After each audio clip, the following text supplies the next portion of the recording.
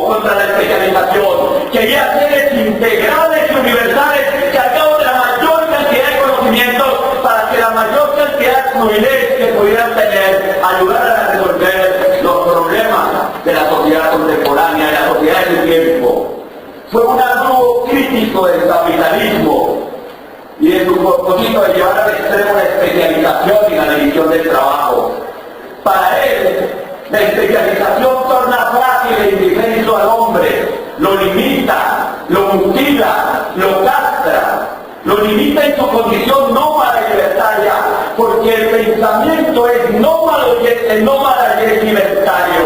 Cuando el pensamiento se hace sedentario, es porque el pensamiento se ha hecho sectario y dogmático. Cuando surge la heterodoxia, cuando surge la ortodoxia, se muere la posibilidad del conocimiento, porque el conocimiento se vuelve frívolo, el conocimiento deja de ser ciencia, deja de transformarse para volverse religión. Lo motiva en la potencialidad total de su ser, especializado en el uso de una parte de ese todo. Lo gasta en la posibilidad del ejercicio pleno de su potencialidad erótica, al reducir los universos generadores de placer. Porque una de las cosas que uno debe trabajar y que en alguna medida hay que persistir es que el parto del alumbramiento del conocimiento es un parto doloroso pero gratificante, que debe ser un parto erótico y placentero. Por eso se va a plantear su neta los retos del deseo del saber y los deseos del placer en términos de las posibilidades del conocimiento. Zuleta estuvo contra la fragmentación y la especialización. Para él, cuanto más diversa y menos especializada fuera una persona, mayor sería su poder y campo de realización. Se opuso a la visión especializada del trabajo por considerar que negaba la posibilidad humana del hombre integral capaz de dar cuenta por los diversos procesos de la vida. Zuleta se murió ese propósito de integralidad en varias disciplinas y por eso pasó por la política, la economía, la historia, la antropología, la sociología, la filosofía, el psicoanálisis, el arte.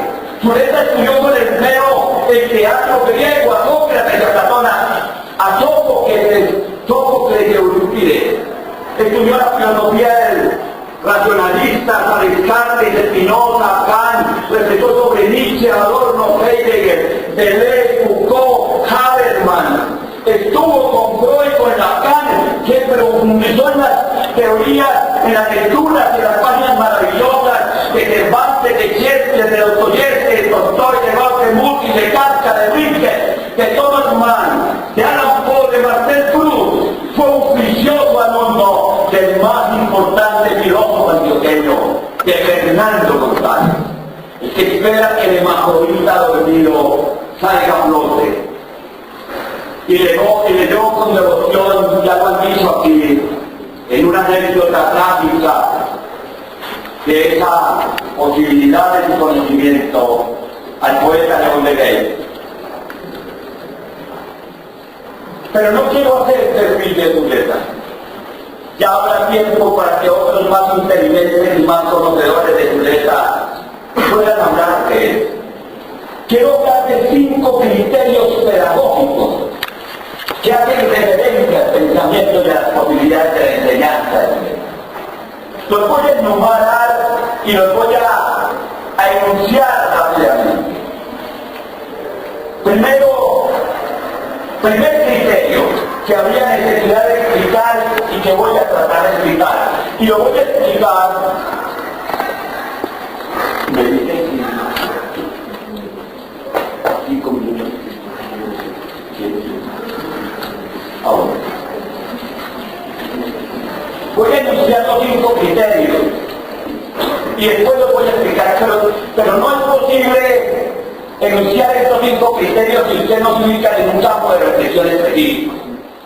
Y yo los invito a ubicarse desde un lugar, porque no podemos entender lo que enuncia si ese enunciado no entra a adquirir significado en un contexto y una realidad específica, si no es útil a entender y a transformar esa realidad.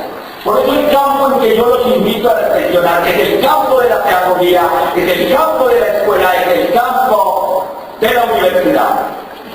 Digamos que lo primero que hay que hacer, el primer criterio pedagógico que Zuleta es que de nada sirve dar respuesta a algo respecto a lo cual todavía no se ha construido la pregunta.